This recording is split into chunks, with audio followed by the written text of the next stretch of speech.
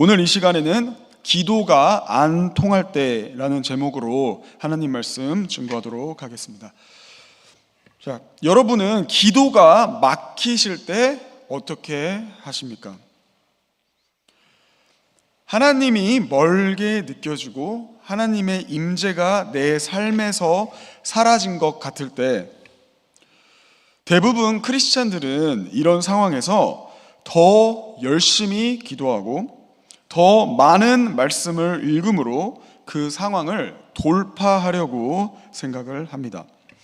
물론 대부분의 상황에서는 이것이 정답입니다. 마가복음 9장을 보시면 제자들이 귀신을 쫓아내지 못했을 때 예수님께서 기도 외에 다른 것으로는 이런 종류가 나갈 수 없느니라고 말씀하셨습니다. 어떤 영적 문제들은 정말 더 끈질기고 집중적인 기도를 통해서만 돌파할 수 있다는 뜻입니다. 하지만 모든 영적 문제가 단순히 기도를 더 많이 하고 성경을 더 읽으면 만병통치약처럼 해결이 될까요? 놀랍게도 성경은 그렇지 않다고 말합니다. 일단 오늘 본문을 먼저 보시면 오늘 본문은 고대 근동 지역의 법정 문서와 같은 형식으로 기록이 되어 있습니다. 하나님께서 당신의 백성들 앞에서 자신을 변호하시는 모습입니다. 이스라엘 백성들은 당시 하나님께 불평이 있었는데 내용은 이렇습니다. 하나님, 우리가 이렇게 열심히 신앙생활을 하고 있습니다. 제사도 빠지지 않고 드리고 종교적인 의무도 다 지키고 있습니다. 그런데 왜 우리 삶이 이렇게 힘듭니까? 왜 하나님은 우리를 고생하게 하십니까? 자, 이것이 오늘 본문의 배경인데요. 3절과 4절에서 하나님은 이렇게 말씀하십니다. 내 백성아, 내가 내게 무엇을 행하였으며 무엇으로 너를 괴롭게 하였느냐? 너는 내게 증언하라. 내가 너를 애굽 땅에서 인도해내어 종 노릇하는 집에서 속량하고 모세와 아론과 미리암을 내 앞에 보냈느니라. 하나님은 당신이 이스라엘을 위해 하신 모든 일들을 차근차근 상기시켜 주십니다. 애굽에서의 구원, 광야에서의 인도하심, 선지자들을 통해 인도하심, 원수들로부터 구원하심 등등 말입니다. 그래서 내가 언제 너희를 괴롭혔느냐? 오히려 내가 너희를 위해 이 모든 것을 하지 않았느냐? 이스라엘을 한번 생각해 봐라 라고 말씀을 하시는 거죠. 그리고 나서 하나님은 6절부터 8절에서 핵심을 말씀하십니다. 이스라엘 백성들은 내가 무엇을 가지고 여호와 앞에 나아가며 높으신 하나님께 경배할까? 내가 번제물로 1년 된 송아지를 가지고 그 앞에 나아가면 되나? 여호와께서 천천의 수량이나 만만의 올리브 기름 강물을 기뻐하실까? 라고 생각을 하고 있었다는 겁니다. 즉 화려한 번제와 많은 제사를 드리면 하나님이 기뻐하시고 모든 문제가 해결될 것이라고 생각한 것인데요. 하지만 하나님의 답은 달랐습니다. 8절에서 사람아, 주께서 선한 것이 무엇임을 내게 보이셨나니 여호와께서 내게 구하시는 것은 오직 정의를 행하며 인자를 사랑하며 겸손하게 내 하나님과 함께 행하는 것이 아니냐. 자, 이것이 무슨 말입니까? 이스라엘 백성들은 성전에서는 열심히 예배했지만 집으로 돌아가면 완전히 다른 사람이 되었다는 뜻입니다. 정의를 버리고 사랑을 버리고 교만하게 살았던 것입니다.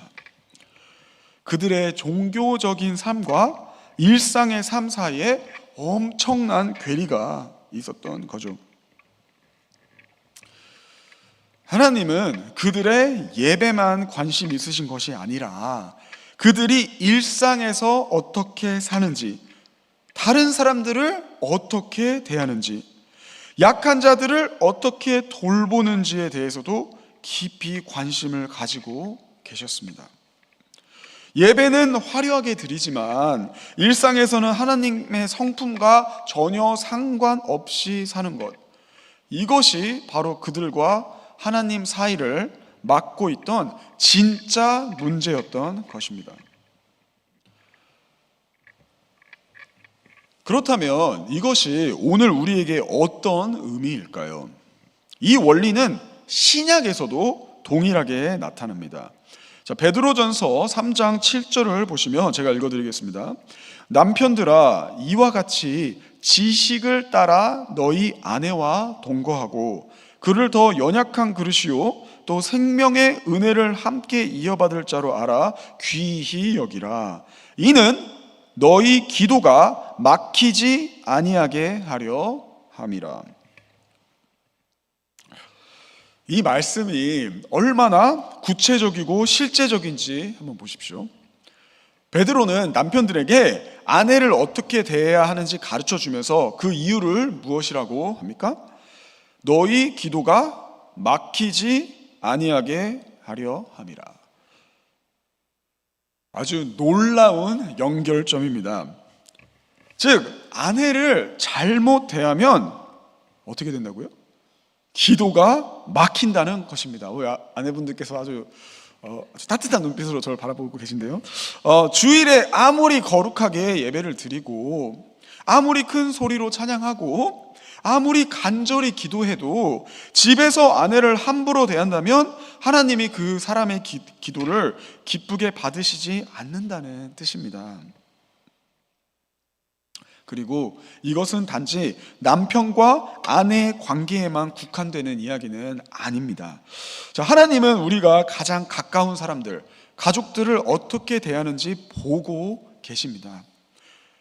교회에서는 온유하고 겸손하게 행동을 하지만 집에 가면 가족들에게 화를 내고 짜증을 내는 모습을 과연 하나님은 모르실까요?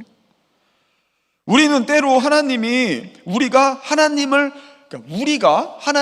어떻게 대하느냐만 관심이 있으실 것이라고 착각을 합니다.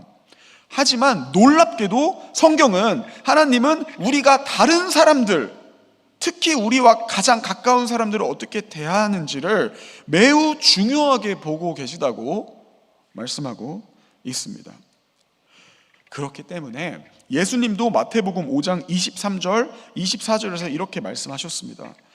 그러므로 예물을 제단에 드리려다가 거기서 내 형제에게 원망받을 만한 일이 있는 것이 생각나거든 예물을 제단 앞에 두고 먼저 가서 내 형제와 화목하고 그 후에 와서 예물을 드리라. 예수님의 이 말씀은 정말 혁명적입니다. 하나님께 예물을 드리러 성전에 왔습니다. 당시는 차도 없었습니다. 예루살렘 꼭대기에 성전이 있었습니다. 거기에 10일 이상을, 물론 가까운 곳에 왔으면 조금 덜 걸리겠지만 어쨌든 고생하고 와서 이제 예배만 드리고 제사만 드리고 가면 됩니다. 그런데 예수님께서 그 순간 내가 다른 사람에게 상처를 준 일이 생각났다면 어떻게 하라고 하십니까? 그 예물을 제단에 그냥 두고 그 먼 길을 다시 가서 그 사람과 화해하고 오라는 것입니다.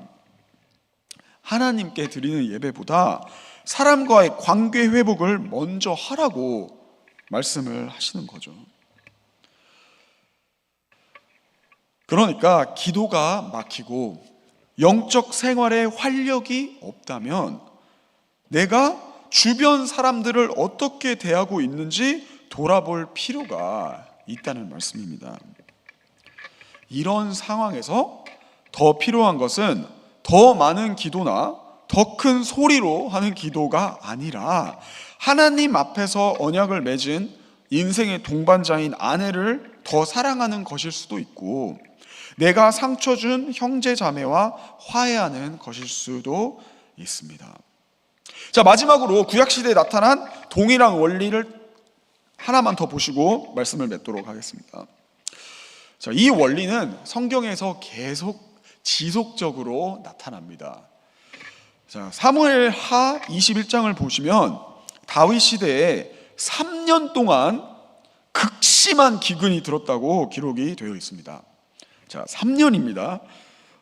다른 것도 아니고 비가 안 오는 거는 굉장히 심각한 문제죠. 농경 사회에서 백성들이 굶주리고 고생하는 상황이 계속되어서 다윗이 하나님께 간구를 했습니다. 하나님, 왜 이런 일이 일어납니까? 이 기근이 대체 언제까지 계속될 것입니까? 그런데 하나님의 답이 정말 놀랍습니다. 그 기근의 원인이 사울 때문이라는 것이었는데요. 자, 잘 들어보십시오. 전 왕인 사울이 억울하게 기브온 사람들을 죽였기 때문에 하나님의 진노가 그 땅에 있다는 것입니다. 자, 사울은 이미 죽었습니다. 이 시점에서 다윗이 직접 한 일도 아닙니다. 하지만 하나님은 그 억울한 죽음에 대한 정의가 실현되기를 원하셨습니다. 그래서 아무리 예배를 잘 드리고 3년 동안 다윗이 기도를 해도 그 기도가 막혔던 것입니다. 응답되지 않았던 것이죠. 그래서 결국 다윗이 이 기브온 사람들을 찾아가서 아니, 당신들이 원하는 것이 무엇입니까? 어떻게 하면 이 원한을 제가 풀어줄 수 있습니까? 라고 대화를 하고 결국 그들의 원한을 풀어줍니다. 그리고 놀라운 말씀입니다. 14절에 이렇게 기록합니다. 그 후에야 하나님이 그 땅을 위한 기도를 들으시니라.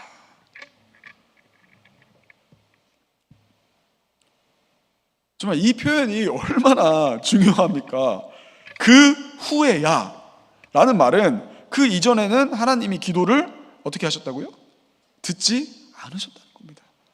기도가 안 통했다는 거예요.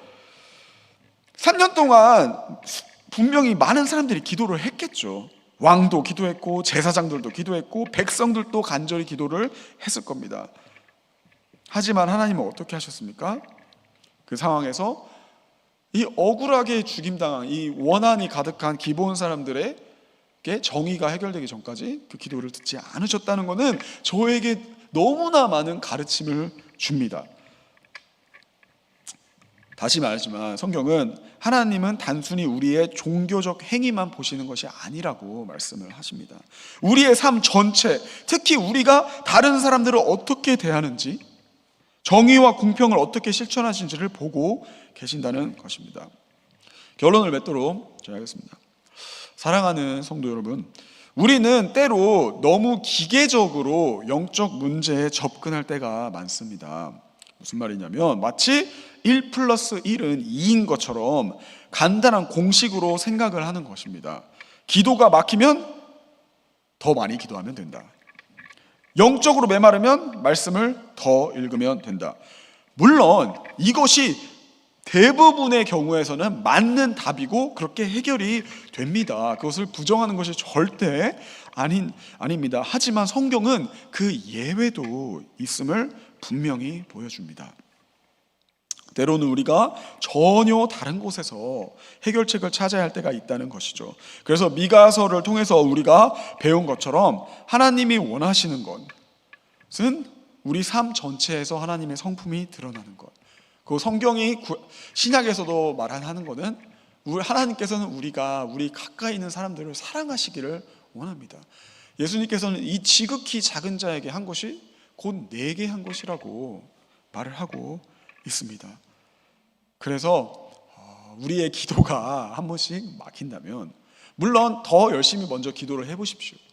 근데 그럼에도 불구하고 하나님과의 나의 관계가 많이 소원한 것 같다면 그때는 내가 이웃을 내 몸과 같이 사랑하라고 하셨는데 그 말씀을 잘 지키고 있는지, 내가 내 주변에 있는 사람들한테 상처를 주면서 하나님 앞에서는 거룩한 척 나오고 있지는 않는지 내 자신을 돌아보고 또 그렇게 하나님 앞에 올바르게 나아가서 하나님께서 기뻐 받으시는, 여러분의 기도를 기쁘게 응답하시는 그 자리에 모두 나아가실 수 있는 분들이 되시기를 주님의 이름으로 축원합니다.